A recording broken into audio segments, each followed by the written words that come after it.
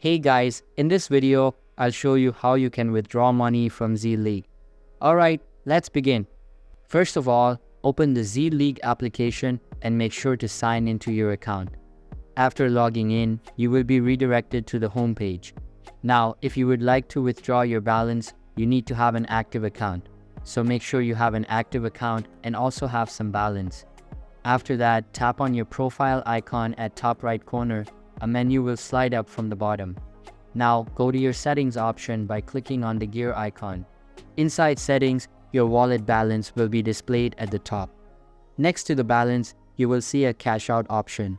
So you just need to click this cash out option and follow the instructions. Note that it will only be available if you have an active account and an active and sufficient balance to cash out. Since I don't have that, I don't have my cash out option here.